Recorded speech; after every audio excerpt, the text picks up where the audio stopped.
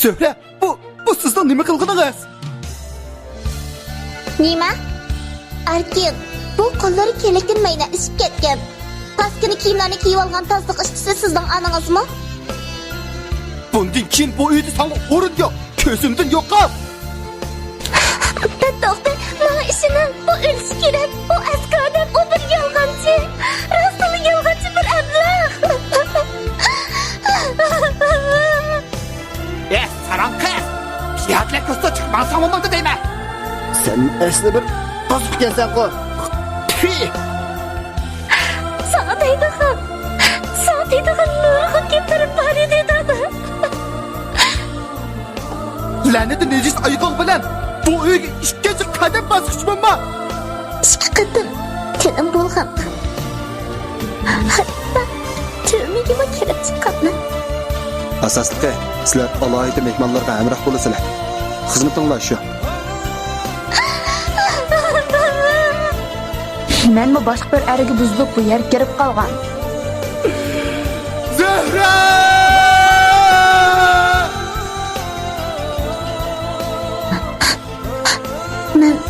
Men bir qatim emas, ikki qatim tilim bo'lgan. En nadir ibretlik ovozliq asar tuman baskan yollar. 4-chi qism. Xijilchilikdan ichim bekla ochiq bo'lib o'tadi. Tuyuqsiz. Zahra, Uyg'ur qizlari bek chiroyli-a? Yo'qay, unaqmi chiroyli emas. Layiqingiz bormi? To'y qildingizmi? Yo'q, men tek o'quvchi. Shundaqmi? Sizlar bekli tarishcha ekansizlar. Bir tarafdan o'qib, bir tarafdan egrilik tiklab. Men xato tushunib qoldingiz demoqchi bo'ldim-yu, ammo to'xtab qoldim. Oningcha meni bir qirqitib, uchirib to'xtatib, Men sizni yaxshi ko'rib qolgandek turaman. deb belimdan qamanlab, suyish uchun gupildab sesiq puruq chiqib turadigan eg'izini levimga keldi. Ko'zlarimning qarsi helalar etilib chiqadigandek jiddiylashib, qo'lini silkib tartibla o'zimni chetga oldim. Bu chaqda ustalda o'tirganlar hayron qolgandek bizga qarab turib qolishdi. Men bu satchilikdan chiqib ketishni o'yladim. Ammo chiqsam, bugungi necha yuz millionlik savdo so'g'ichalashadi. Shuni o'zimni o'zab, kechiring, set bo'ldi. Sizdek esa mehmonga men mos kelmayman. Rasul apu qiling. Hech qis yo'q. Sizlar o'zinglarni bekli to'van ko'rib olsizlar.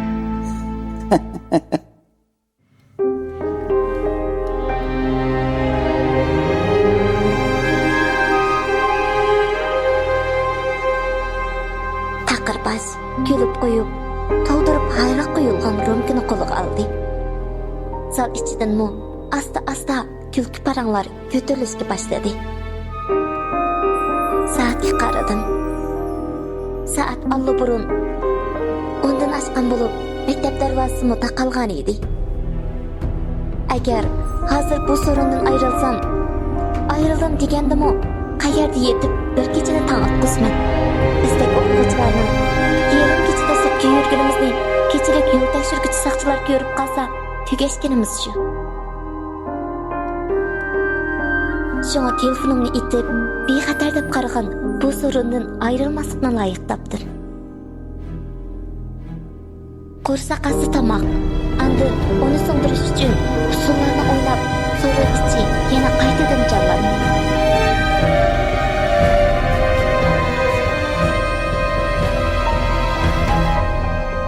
Bu qatim men bilan kelgan yigit ko'k ko'zli qizning talbi bilan sahnaga tanz o'ynash uchun chiqdi. Ulardan ko'zimni uzolmay qarab o'ldirdim. O yigit qachonlarda o'rganib olgan bo'lg'uydi. Badallarini o'ynatib, qizni birdamdala ilmakka tushirib, quchoqlashib, ish qilib, televizordagi Hindistonning kinolarining rollarini ilayotgandek qilardi. Bir chaqda azroq mugdab uxlab qoldim. Qanchalik vaqt o'tdi bilmadim. Birsi mo'ramga yenik mushtlab uyg'otdi. Qarsam, kütküch qiz edi. Yilqi qiz bilan yigit yo'q.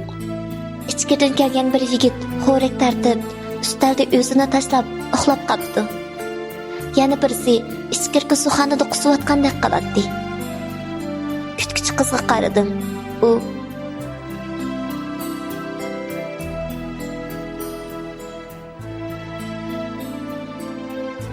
Ha, yotoq.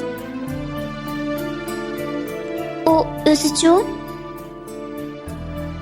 badanim sovuq terledi. Andin kütküch qizga agishib, men uchun buyrutilgan yotoq uyining oldiga keldim. O ayol ochqishni berib, yaxshi aram eling deb ketib qoldi. Yotoqqa kiray deyishimga, yan tarafdagi uydan kulki ovozi anglandi. Eshik oldiga bordim. Eshik yerim holatda yopilgan bo'lg'achqa, ko'zlarimga ishonmay qoldim. Men bilan kelgan yigit bilan ichkirdan kelgan qiz birga edi. Ularning qilayotgan qiliqlari odamni seskindiradi. Yilqi men bilan kelgan yigitni xili durust odam deb o'ylagan edim. Ammo uning og'zidan chiqqan chiroyli sifatga kirgizib aytilgan so'zlar demisimi har qanday bir ayolni ozdirmay qolmaydi. Tuyuqsiz bir mas odam qaysi uydan chiqib qachonlarda qishimga keldi. Tomochqam, sen ama turmushning payzini sirgan kelyapanda. Deb qaqoqlab kulishga boshladi. Qo'rqqanimdan badanimga titrak bo'lashdi. Qayiqdan kelgan bir g'ayrat bilan keynimga necha qadamni elib, tez suratda yotoq uyining eshigini ochdim. U masmu bir narsalarni g'ingshib ketib qoldi. Tova, ajoyib qo'rqdim desa. Balkim siz shu chaqdagi qo'rqishimni bir mas odamdan qo'rqdi deb o'ylashingiz mumkin.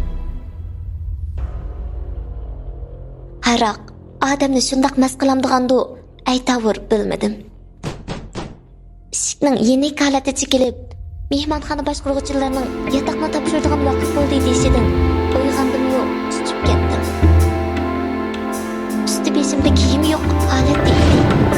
Uy ichida bir narsa ko'rinmaydi. Buni kim qildi? Bu zodi kimning ishi? Bu nima ish?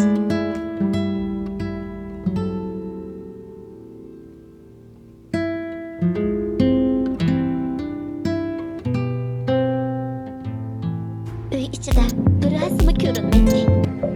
Buni kim qildi? Bu zodi kimning ishi? Bu nima ish? Bu meni. Men bunday qiz emasman. Deb varqirab ko'zimga ishonmay qoldim. Sol tarafimni bir dala pichoq sanchib og'rishga boshladi. Axir azobida shuni bildimki, bu hayotdan bahramon bo'lish huquqim oxirlashganda qoladi. Bo'g'ilib yig'lashga boshladim. Buning bir tush bo'lib qolishini o'yladim. Ammo allaburun kechikkan edi. Qan bilan bu yolg'on parvatdan tushib, munchiga kirdim. Ichki dunyorimni har qancha yuygan bo'lsam-mu, nijosat kunlar bilan to'lgan bo'lg'achqa, sirtqi badanlarimni yuyib, ig'ir qadamlar bilan mehmonxona eshigidan chiqib ketdim.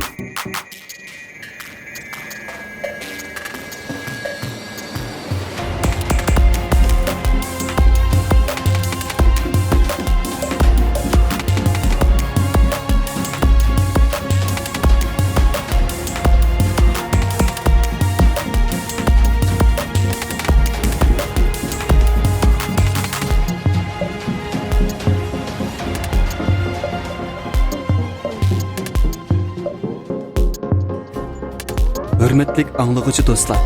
Tuman basqın yollar namlıq ibretlik əsərinin bugünkü qismi muş yerdə ayaqlaşdı.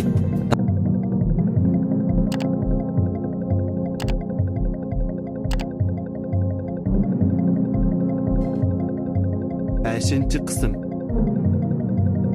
Qayoqlargadir ketyapman. ichimda tunigandan beri men bilan tanishgan hammani bir-birlab qarg'aydim. Ulardan o'ch yilishni o'yladim. Açıq dastidan o'lib o'lishni xiyol qilib ulgurdim. Ammo bundaqla ketib qolsam, oilamdagilar bir umr azob ichida yashaydi. So'ng hech ish bo'lmagan qiyofatda maktab darvozasi oldiga keldim. Har kuni o'xshashla maktab ichiga kirib chiqqanlarni xotirlaydigan qo'g'dash xodimlari bor edi. Men o'zimni ko'rsatmayli kirib ketishga tamshaldim-yu, ammo po'kitek bir boshqarg'uchi ko'rib qilib chaqirdi. Qizchoq, nega berib keldik? Men ruxsat so'rab uyga berib kelgan. Shundami? Uyga bordim-da, kimning uyiga? Erkalab qo'ynini ochadigan kichik akangizning qishig'i bo'lgansiz qachon? Nim deyapsiz? Bundaq beadab gap qilsangiz qandoq bo'ldi? Men degan o'quvchi tursam. Beadab? Xijil bo'lishni bilamsiz, bilmamsiz? Qo'limning uchini tutdi, yecharab. Ochiqdan yer olg'idek bo'lib turganda, "Masmusiz?" deb ittirib kirib ketdi. Po'ktek boshliq yanidagi kishilarga hozirgi jamiyatning qizlari bo'sh emas, pul uchun har ishni qilishni yanmaydi. Shuni degina. Shu bo'lulu. Bo'ldi. O'zimiz ishni shunday qildik. deb so'zlab ketdi. Shunday qildik. Ulardan yiroqlashib ketgan bo'lg'achqa, keyingi gaplarni bilolmadim. Cho'nqur bir nafasdan keyin o'zimni o'ng yo'lib, sinf eshigini chekib, sinfga kirdim. Bütün o'quvchilarning ko'zlari menga tikildi. Bu sachilikni hamma bolalar ko'rib qolgandek, qo'rqqanimdan keynimga bir necha qadam tasib ketdim. Muallim kechikishimning sababini so'radi. Men dim deyishni bilolmay qoldim. Ammo ko'zimda liqqida yosh to'lgan edi. Uning uchun xo'jalik qiz yatoqdishim Sabira. Muallim, Zuhra tunigan kechdan beri qizib, qusib, bir kech uxlay olmadi. Shu atgan darsga uyg'otmay ketgan edi, dedi.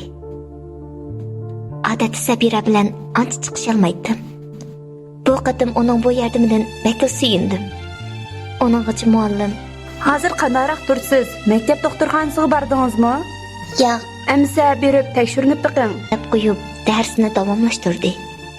Men eshikdan chiqdim. O'zimni aron tutib turg'achqa yotoqqa kelib bo'g'icha buqildab yig'lab ketdim. Yig'im hech bir to'xtaydigandek qilmaydi. Necha soatlardan keyin qizlar darsdan tushib yotoqqa kirishdi. Ular necha kundan beri nega borganimni so'rsa, ularga nim deb javob beraman, nim deb tushuntirman. Javob topolmay, beshimga nachini mushtivatdim. Andan ichimda bu savolni hech kimning so'rmasligini tiladim. Qo'rqqanga qo'sh ko'nar degandek turpanliq zilola tuyuqsiz so'rab qoldi. Adash Zuhra, 3 kun bo'ldi yo'qab ketding. Kechki yotoq qilmayotmiding? Nega bording? Bir ish bo'lmagandi? Hey kasofat. Bu ochiq qalamlarim uchun o'rnimdan turib, nachini urvatgim keldi. Ammo uningda xatolik yo'q-da. So'rishi haq. Bir yotoqda yotgan keyin albatta ansiraydi. Shu adash, nega bording? Isbek ansirdi. Savollar ko'tarilishga boshladi. Nim deyishni bilolmay, shu uy deb turib qoldim. Andan Sabira, Uyingni berak kelishmaslik bo'lgan o'xshamamdi. Bo'ldi so'ramanglar, ko'nglim texim yerim qilmaydi. Bu hayotda kimning bir şey kelmaydi har qismatlar. Bo'ldi adash, hammasi o'tib ketadi. deb yeshimni surtdi.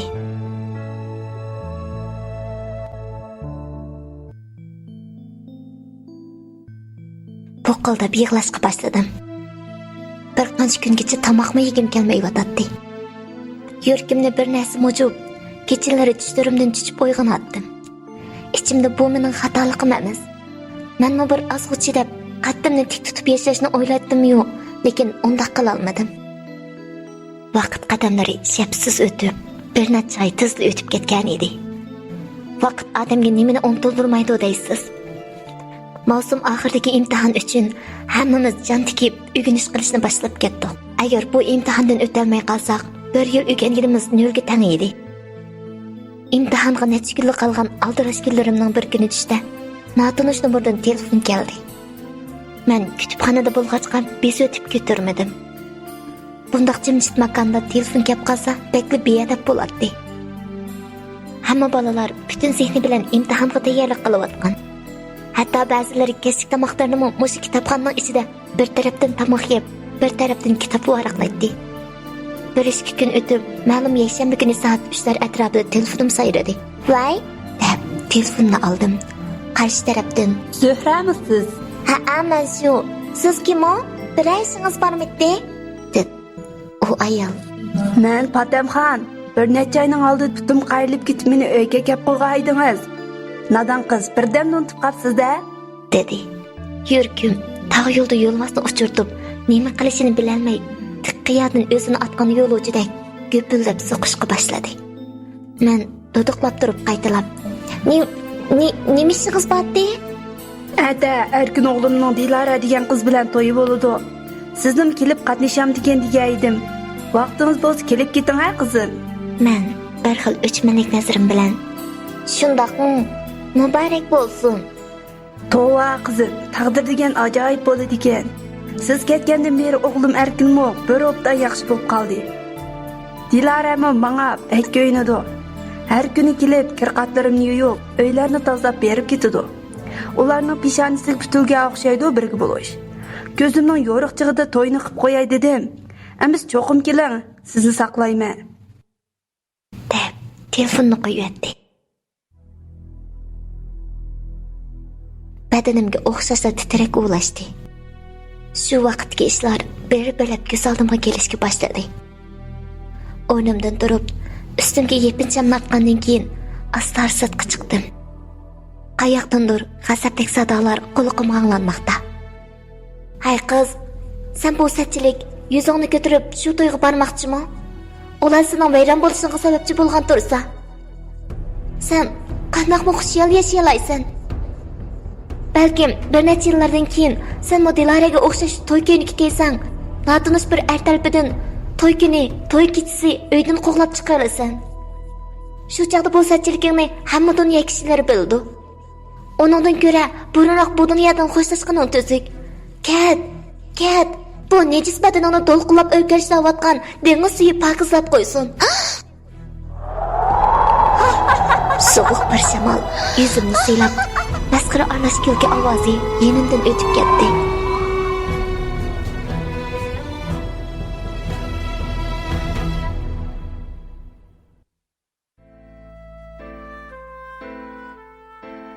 Men qo'rqib ketdim. Ammo shu vaqtda o'zimni bilgandek bo'ldim. Men adi bo'lgan to'yga chiqib qatnashim kerak. Mening bugungi kunga qilishimga sababchi bo'lgan osh kishilardan bir-birlab o'ch elishim kerak.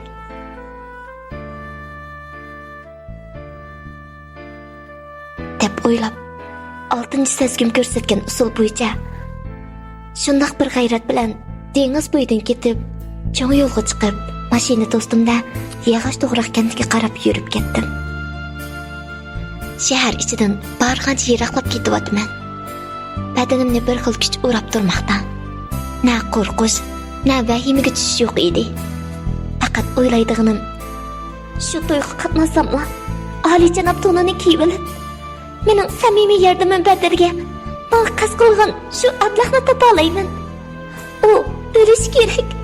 Anda men o'laman deb pichirlaydim. Ovozim o'lish ketdim qandoq. Qaysi ablah o'ladi? Andin siz o'lasiz. Shungizni jeyirib o'g'ini ketgan yaxshimamsizmi xat? Bu yo'llar shundoq bir o'nxil donqon. Mashinani har qancha to'g'ri soat haydasam, silkinib beryapti. To'g'ri tushunding ha? Yo'qay, hech qisi yo'q. Bir qancha oyning oldida shundaqdi deb qo'ydim. Bu kishi meni mashina bekatiga akab tushirib qo'ydi. Patamxonadaning uyiga berish uchun texi yana minishga to'g'ri keladi. Tuyuqsiz osmonda chaqmoq chiqib, havo rayi o'zgarishga boshladi. Tarzimchi bo'lganda yomg'ir yog'adigandek turadi. Shunga o'zimni daldiga elish uchun bekat qo'g'duqchisi xodimlarning uyining eshigini chekdim. Ichidan birisining bum ovozi anglanib, "Ko'ring", dedi. Eshikni asta ochib kirdim. uy ichida.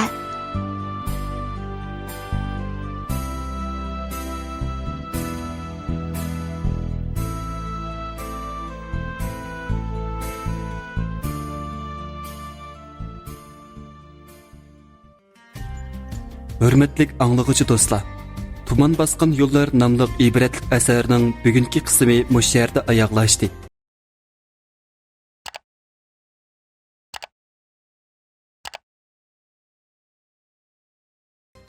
6-cı qism.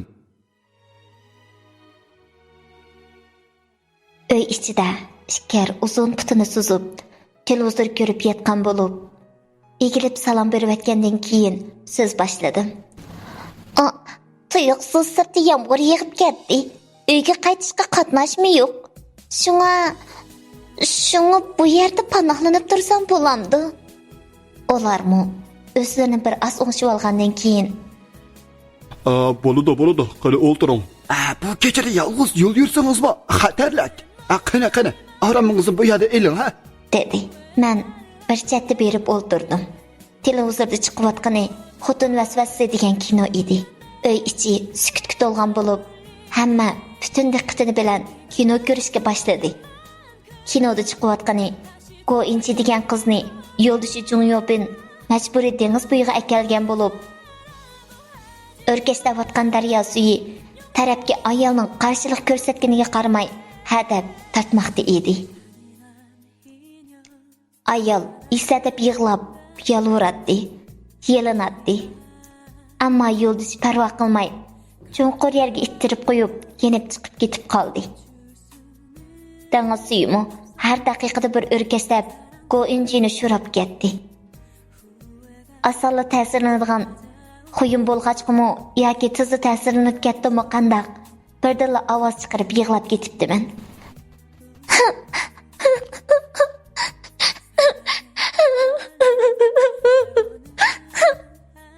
Yenimdan chettirakda kino ko'rayotgan biraylan. Hay! Men bo'ldingiz? Deb do'limdan ittirshidan. Hech nima. Qizga ichim og'rib qoldi shu. Qizchoq, bu degan kino. Shundoq ishlabsa biz ko'maymiz-da. Shundaqmi? Degandek qarab qo'yib, davomlashtirib kino ko'rishga boshladim.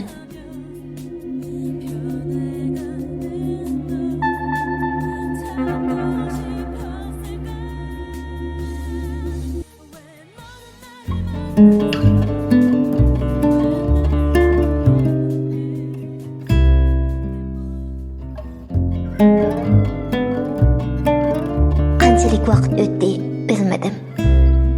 Uyqudan uyg'onganimda bo'lsa, allaburun tong atgan bo'lib, uyda hech kim yo'q bo'lib, kun nuri derazadan uy ichiga sho'la tushirib turardi. O'rnimdan turib, o'zimni o'shirib sirtqa chiqdim. Yan tarafga turib suyini sharqirtib, hechninki Akash yuzini yug'ib turibdi. Qashqa berib, rahmatimni bildirib, yo'lga chiqishga tamshilib edim. Sirtdan qo'limni chiqarib ko'tarib olgan bir Akash. Voy, qizchoq, noshta qilib maqmamsiz. Rahmat sizga, deb takallub qilib qo'yib ketib qoldim.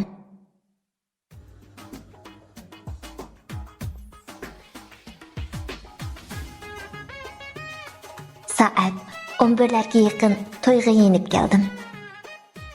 Nag'ri bilan Sunayning ovozi bu mahallani bir alg'an bo'lib, kichik bolalar xushalliqidan bir-birini qo'llashib, o'ynab yurardi. To'ying muborak bo'lsin, adash. 9-oyda paxtadagini, 12-oyda Jankara tezakdagi chimet turmush kechirayotganman. Adash emsa, beshingni bosh, oyog'ingni tash. Bo'lib bir umr taxtlik bo'lib ketasizlar. Rahmat adash, rahmat. Qani kana, bosh yigitni anis qana. Shunday bir navbatda yumshoq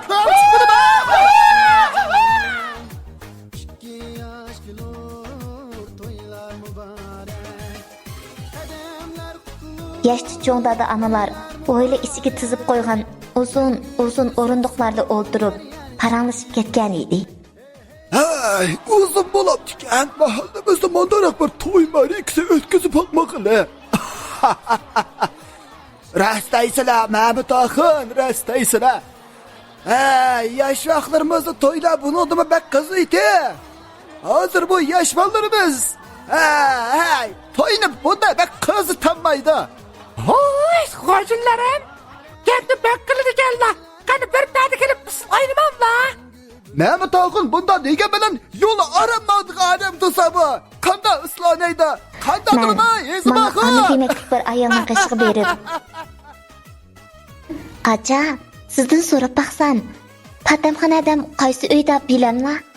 U ayol menga bir qo'l qarab chiqqandan keyin Ishkarki uy kirsizlar balam. dedi.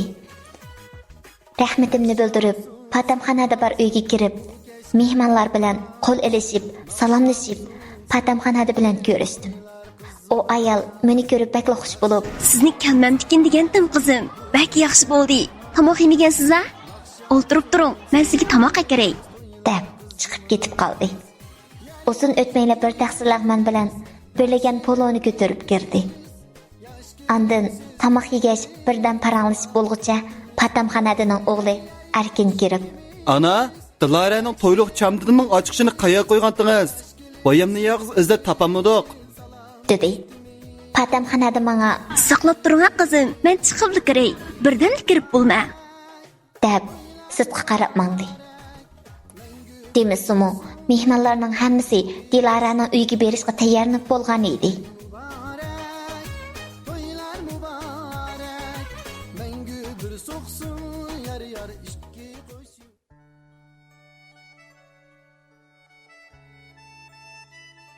Dasturxonni attila yig'ishtirib sirtqa chiqdim. Patamxonada qishimga kelib, Qudug'uyning uyga sizmi bering qizim, unutib qolmang. necha soatlardan keyin bizmi qistashgan holda avtobus bilan to'y qizning uyiga keldik. Oldi bilan erlar, andin ayollar bir-birlab mehmonlar bilan ko'rishib, bo'yli ichiga kirganimda tonish bir chiroyning qo'l yuydigan chilapchi bilan cho'ginni ko'tarib, aylar o'tirgan saroyga kirib ketganini xilpal ko'rib qoldim. Ammo har qancha o'ylanibmi esimga ololmadim. Tamoqlarmi yeyilib, nikoh o'qilish oldida edi. Tonish Simani yana ko'rdim. Ammo qayerda uchratganimni zodi esimga ololmadim. To'y qiz bilan yigit mashinaga chiqib bo'lgandan keyin u aning qishiga asta bordim. Biz bir yerda ko'rishganmi qandoq? Voy, siz haliqi Patamxon Hadamning qizi Zuhraga necha oyning oldida shahardan chiqishga ko'rishgan. Unutib qolibsiz-da. Men kanqarab hayron qilib, siz yilqi nemitdi? Hey, unutib qolganingizni qarang. Men Imin To'xtaning o'g'li Mat To'xti. Ha, mundaqda. Mat To'xti qanday ahvolingiz? Yaxshi turyotamsiz? Dedim. Qaytilab ahvol so'rab. Ikkimiz hali uzoqcha paranglashdik. Andin men onunga, "Men qaytay. Mehmonlarning qo'rqib o'zilib bo'ldi. Endi mangmisam ketadiganga bir narsa yo'q." Amisa sal saqlab turing. Sizni men apirib qo'yay. deb shunchalik yalvorganimga unamay ketib qoldi.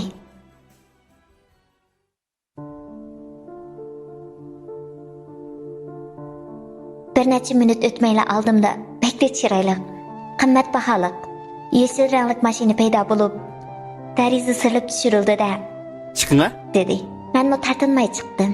Agar chiqmasam, yana shu cho'ng mashinada qistilishib, necha soatda onam boradigan gap edi.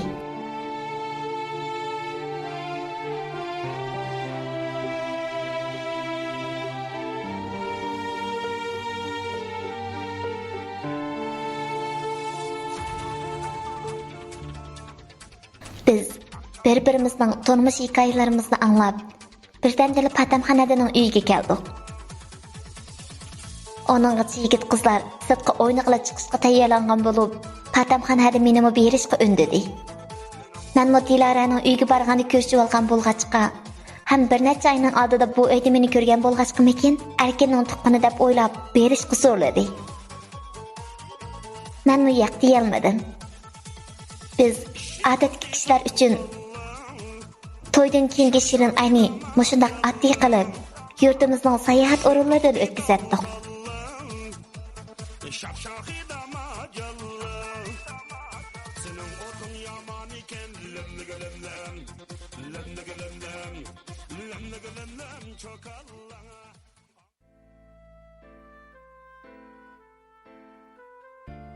Bugungi bu faoliyat bakla qizib ketdi. Hammasi yosh bo'yda qiz o'g'illar bo'lg'achqa, bir-birini usulga tartib, tangs o'ynab, birga muhabbatdek ko'zlari bilan qarashyapti. Barcha maddohda qashimga kelib, Sahra, agar loyiq ko'rsangiz, bizmi birdan tansi o'ynaylimi? "Bo'ldi, men ancha o'ynay olmayman" deb talabini rad qildim. Suv ichishib, rasmga tushib, yana yig'ilib tomoq yeb bo'lguncha hali kech bo'lib qolgan edi. Men Diloraning qishiga kelib, "Dilara, yana bir qatim muborak bo'lsin. Baxtli bo'linglar. Endi men qaytay. Kechirgin asat bo'ldi. Hamroh bo'la olmaydigan bo'ldim" deb tabassum bilan oddiy xo'shlashdim. Dilarami, "Ma'qul, pat kep tura" deb o'sitib qo'ydi. Maddohti bilan oldin deshib olgan bo'lg'achqa, u mashinasini tayyor qilib turgan bo'lib, mashina eshigini endi ochay deyishimga, qap-qari bir mashina oldimizga kelib to'xtab, ichidan ishkar tushdi. Ular ko'zoynak taqib olgan, qo'lida aparatik bir narsa turardi.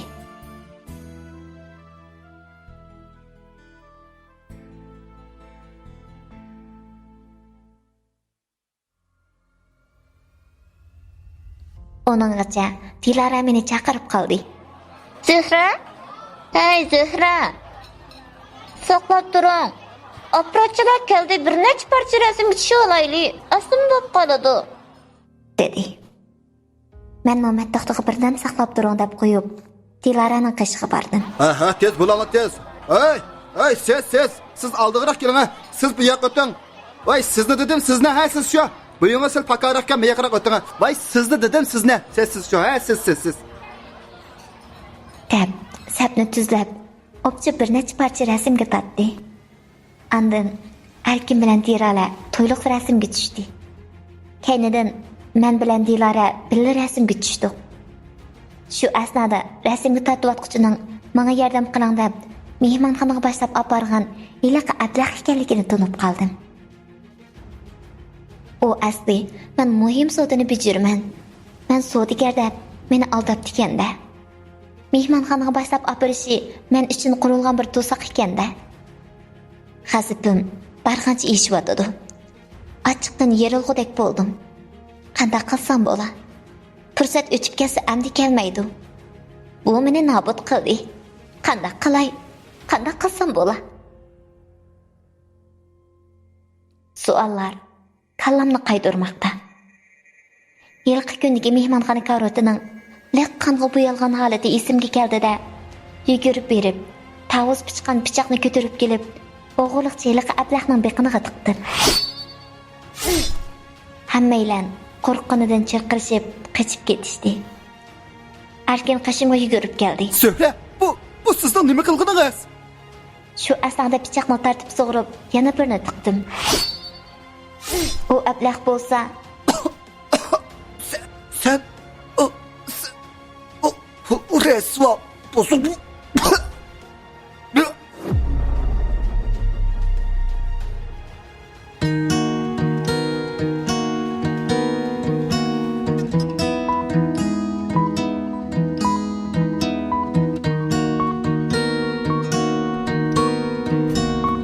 Hürmetlik anlıqıcı dostlar. Tuman basqın yollar namlıq ibretlik əsərinin bugünkü qismi muş yerdə ayaqlaşdı.